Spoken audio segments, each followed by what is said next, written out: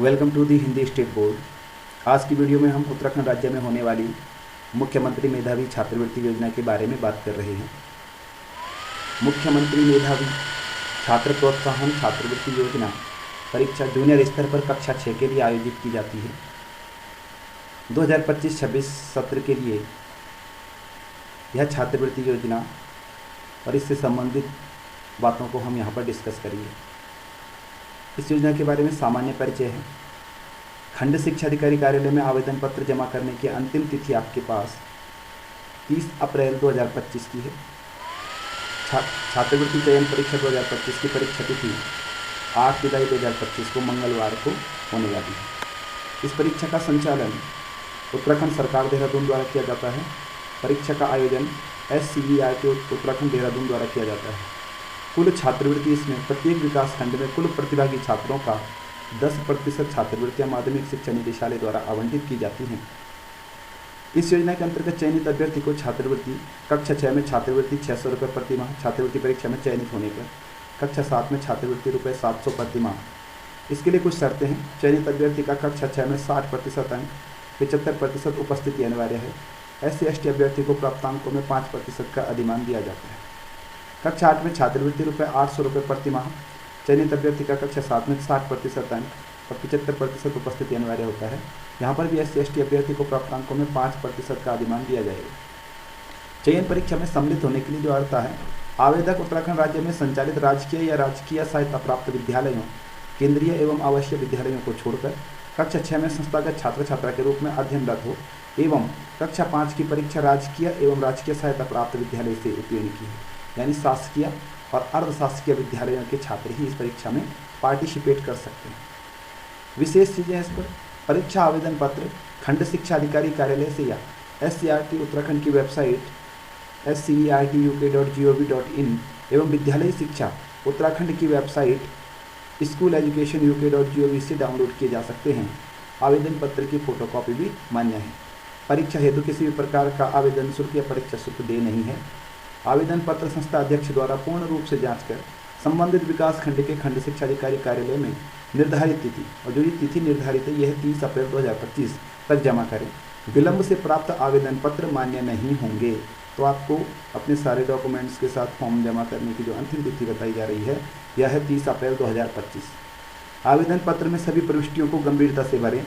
अधूरे एवं त्रुटिपूर्ण भरे गए आवेदन पत्र निरस्त कर दिए जाएंगे। खंड शिक्षा अधिकारी द्वारा अनुक्रमांक आवंटित करने के बाद प्रवेश पत्र वितरित किए जाएंगे। प्रवेश पत्र के लिए भी यहाँ पर आप स्वयं से फॉर्म के साथ ही भर कर दोगे। अगले दिन वही वहाँ से आपके पास आता है प्रवेश पत्र के रूप में। नोट, SCERT उत्तराखंड देहरादून को प्रेषित किए गए आवेदन पत्रों पर कोई विचार नहीं किया जाएगा। इसलिए आपको ये किसको भेजने हैं, ये अपने खंड शिक्षा अधिकारी को ही भेजने हैं। ठीक है। इसके बाद अभ्यर्थियों के लिए यहाँ पर क्या क्या निर्देश है। अभ्यर्थी यह सुनिश्चित करने की प्रवेश पत्र को आवेदन पत्र से अलग न किया जाए, क्योंकि इसी के साथ जमा किया जाएगा। प्रवेश पत्र आपको खंड शिक्षा अधिकारी के द्वारा अनुक्रमांक आवंटित करने के बाद दिया जाएगा। दूसरा, परीक्षा केंद्र पर निर्धारित समयावधि से आधा घंटा पूर्व पहुंचना सुनिश्चित करें। परीक्षा हेतु आवंटित अनुक्रमांक वाले स्थान पर ही बैठें। तीसरा, परीक्षा कक्ष में मोबाइल, कैलकुलेटर, गणितीय एवं भौतिकी टेबल या किसी प्रकार के अनुचित साधनों का प्रयोग वर्जित है। परीक्षा 2 सत्रों में आयोजित की जाएगी।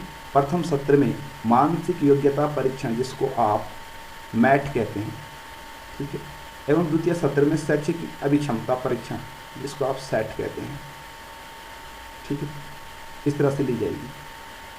अगला पॉइंट है प्रश्न पत्र संबंधी विवरण निम्नलिखित हैं। प्रथम प्रश्न पत्र मानसिक योग्यता परीक्षण मेंटल एबिलिटी टेस्ट में 60 अनिवार्य प्रश्न होंगे, जिनमें क्या क्या चीज़ें होंगी। शाब्दिक मानसिक योग्यता वर्बल मेंटल एबिलिटी के अंतर्गत संबंध आधारित प्रश्न, भिन्न पद ज्ञात करना, श्रृंखला पूरी करना, कोडिंग डिकोडिंग, शब्दों के तार्किक क्रम, बैठक व्यवस्था, दिशा एवं पारिवारिक संबंध, पदानुक्रम, शब्द संरचना, शब्दकोश, दिनांक एवं समय, कैलेंडर से संबंधित प्रश्न, संख्या एवं आकृति आयु, आयु तथा गणितीय संक्रियाएं, पैराग्राफ, अक्षर संख्या श्रृंखला के पूर्व एवं पश्चात, अक्षर संख्या की पहचान आदि पर आधारित प्रश्न होंगे।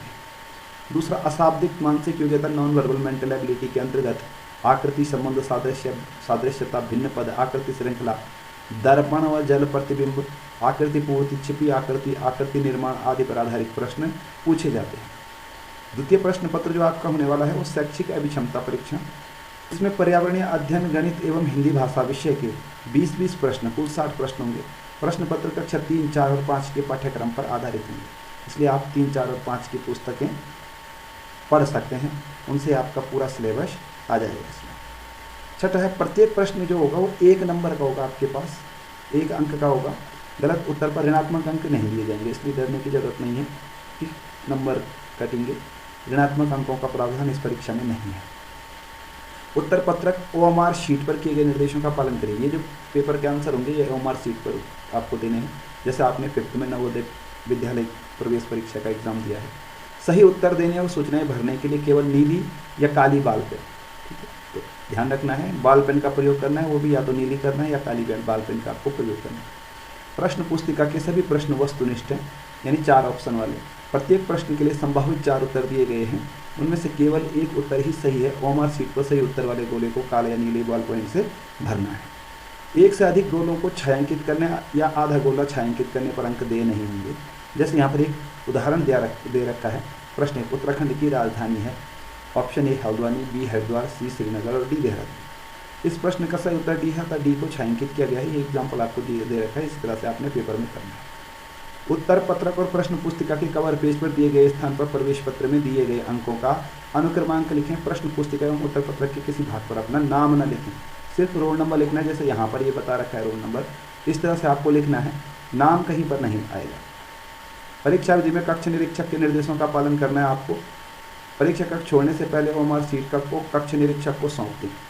परीक्षा उपरांत अभ्यर्थी प्रश्न पुस्तिका तथा OMR की कार्बन कॉपी को अपने साथ ले जा सकते हैं, ताकि आप घर में अपने अंकों का मिलान कर सकें। केवल दृष्टिबाधित अभ्यर्थियों को दोनों सत्रों की परीक्षा में 30 मिनट का अतिरिक्त समय दिया होगा। जिन बच्चों को देखने से संबंधित कुछ समस्याएं हैं, वे उनको अधिक समय मिलेगा यहाँ पर 30 मिनट। अब एप्लीकेशन फॉर्म जो आपकी स्टार्ट हो रही है, इसमें एक तो आपके पास देखो यहाँ पर आपका फोटोग्राफ लगेगा। यहाँ पर जो फोटोग्राफ लगेगा आपका, वो आपके हेड ऑफ इंस्टीट्यूशन, जो आपके प्रधान अध्यापक या प्रधानाचार्य महोदय हैं, तो यहाँ पर आपकी फ़ोटो का टेस्ट करेंगे। यहाँ पर ये रोल नंबर आपको वहाँ से मिलेगा, तो इसको आपको भरना नहीं है।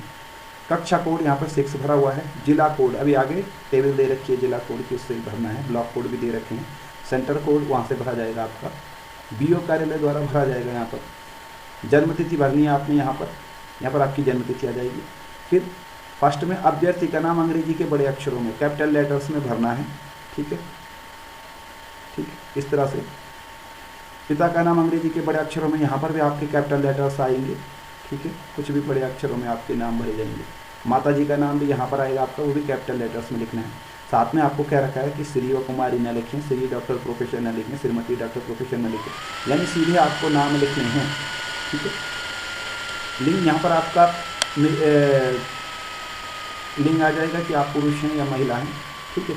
बॉयज़ के लिए आप मेल पर टिक करोगे और लड़की के लिए आप फीमेल पर टिक करोगे। अभ्यर्थी की जाति, किस जाति का अभ्यर्थी है, सामान्य जाति का है तो यहाँ पर टिक करेगा।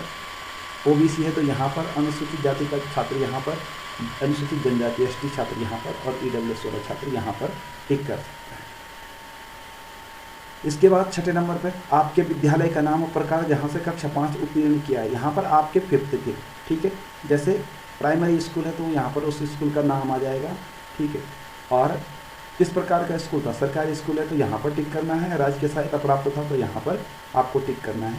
यहाँ पर आपके पत्र व्यवहार का पता, आपके घर का एड्रेस आ जाएगा, वो भी कैपिटल लेटर्स में, यहाँ पर पिन कोड के साथ। फिर जिस संस्थान में कक्षा 6 में पढ़ रहे हैं उसका नाम और पता, तो जिस संस्थान में आप अभी वर्तमान में पढ़ाई कर रहे हैं उसका यहाँ पर नाम कैपिटल लेटर्स में आ जाएगा, उसका एड्रेस आ जाएगा पूरा, और उसका भी पिन कोड आ जाएगा।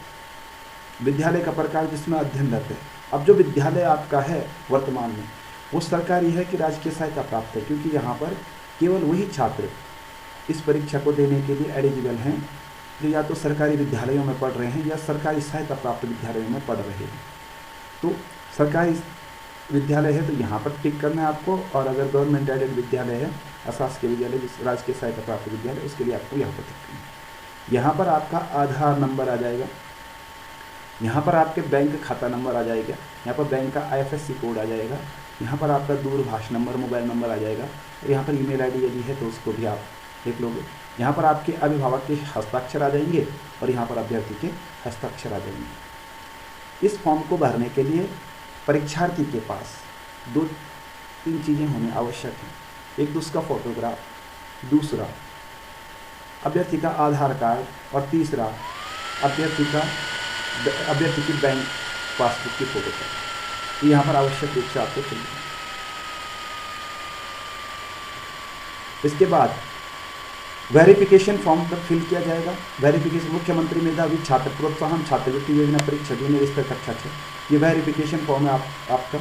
इसके ऊपर जो ये रोल नंबर के लिए यहाँ पर ये स्पेस दिया हुआ है, यहाँ पर आप फिल नहीं करोगे। यहाँ पर आपको बीओ कार्यालय द्वारा रोल नंबर मिलेगा। यहाँ पर भी आपको एक फ़ोटो पेस्ट करनी है। तो एक फ़ोटो आपने पहले लगाई, एक फ़ोटो यहाँ पर लगेगी आपकी। ये कोड वगैरह उसी तरह से भरे जाएंगे।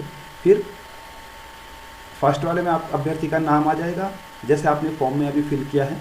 सेकंड में पिता का नाम, थर्ड में माता का नाम, फोर्थ में जन्म तिथि, फिफ्थ में उसका लिंग कि वह पुरुष है कि स्त्री, सिक्स्थ में अभ्यर्थी की जाति आ जाएगी, सेवंथ में पत्र व्यवहार का पता, एट्थ में जिस संस्थान में छात्र अभी अध्ययन कर रहा है उसका नाम आ जाएगा। उसके बाद आपके यहाँ पर जो ये आपकी टेबल है, इस टेबल पर सिग्नेचर ऑफ कैंडिडेट और सिग्नेचर ऑफ इन्विजिलेटर के जो कॉलम बने हुए हैं, ये साइन आपने तब करने हैं जब आप एग्ज़ाम दे रहे होंगे और आपकी अटेंडेंस के तौर पर यहाँ पर साइन लिए जाएंगे। तो यहाँ पर अभी आप साइन ना करें, आपके साइन होंगे यहाँ नीचे और यहाँ पर आपको कुछ नहीं करना है। यहाँ पर बीओ ऑफिस से साइन होंगे आपके फॉर्म में। इसके बाद एडमिट कार्ड भी फॉर्म के साथ ही होगा आपके। इसको आप जो जानकारियाँ आपको फिल करनी है वो करनी है, बाकी बीओ ऑफिस से आपकी जानकारियाँ फिल होंगी। यहाँ पर इस फॉर्म में भी देख लीजिए, यहाँ पर सबसे पहले आपका फोटोग्राफ लगेगा। तो आप 3 फोटोग्राफ अपने पास निश्चित रूप से रखें। रोल नंबर आपको बीओ कार्यालय से मिलेगा, जो कि यहाँ पर फिल होगा आपका, वो आपने नहीं फिल करना है, वो बीओ कार्यालय से भरा जाएगा। आवेदक का नाम यहाँ पर आ जाएगा, पिता का नाम, विद्यालय का नाम और जनपद का नाम। ठीक है, अब यहाँ पर आवेदक का पत्र व्यवहार का पूरा एड्रेस आ जाएगा छात्र का। ठीक है, डेट ऑफ एग्जामिनेशन यहाँ पर फिक्स कर दी गई है कि 8 जुलाई 2025 को ट्यूसडे के दिन आपका एग्ज़ाम होगा। एग्ज़ाम 2 चरणों में होने वाला है। एक मैट तो वो 10 बजे से 11 बजे तक 1 घंटे में होगा और सेट एग्ज़ाम 1 बजे से 2:30 बजे तक होगा। 10 बजे से 11:30 बजे तक, यानी 1.5 घंटे का एग्ज़ाम होगा मैट का, 1.5 घंटे का एग्ज़ाम होगा सेट का। ठीक है, प्लेस ऑफ एग्जामिनेशन सेंटर ये भी बीओ ऑफिस से यहाँ पर फिल किया जाएगा और यहाँ पर उनकी सील आ जाएगी। इस तरह से आपको फॉर्म फिल करना है और इसको सबमिट करना है। इस फॉर्म के लिए यहाँ पर जो आपको कोड भरने हैं, डिस्ट्रिक्ट कोड वगैरह, तो यहाँ पर दे रखें। जैसे अल्मोड़ा के लिए 1 है, बागेश्वर के लिए 2 है। अपने ज़िले के कोड आप यहाँ से फिल कर सकते हैं। यहाँ पर पूरे डिस्ट्रिक्ट के कोड दे रखे हैं, आपके ब्लॉक के कोड दे रखे हैं, जिनके आधार पर आप ये फॉर्म फिल कर सकते हैं।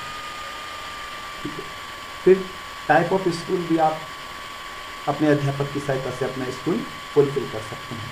तो इस पूरी परीक्षा के लिए आपको कोई अलग से बुक लेने की ज़रूरत नहीं है, पुराने पेपरों को सॉल्व कर सकते हैं।